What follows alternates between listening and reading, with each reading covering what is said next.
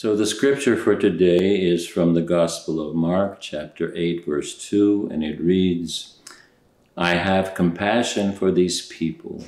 They have already been with me 3 days and have nothing to eat." And that, of course, is Christ speaking. And the meditation is the following.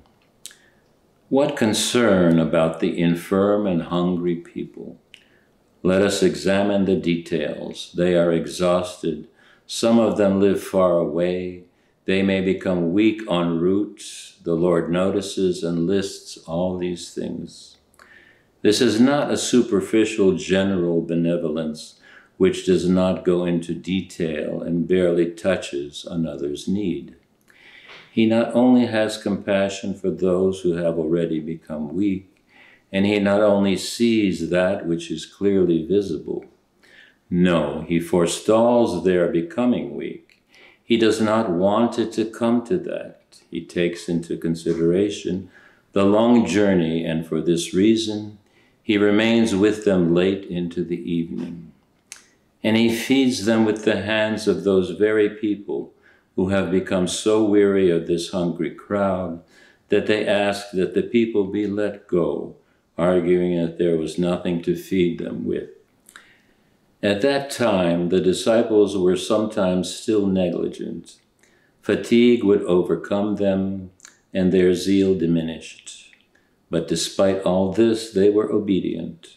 And when the Lord put bread into their hands and told them to distribute it, they did so. Having once again received from his Spirit, their deadened feeling revived, and they became transmitters of his bounty.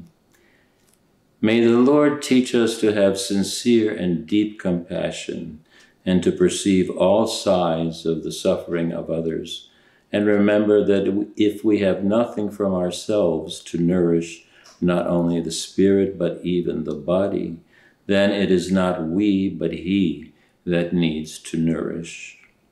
Let us give our meager supply into his hands, and he will make it sufficient.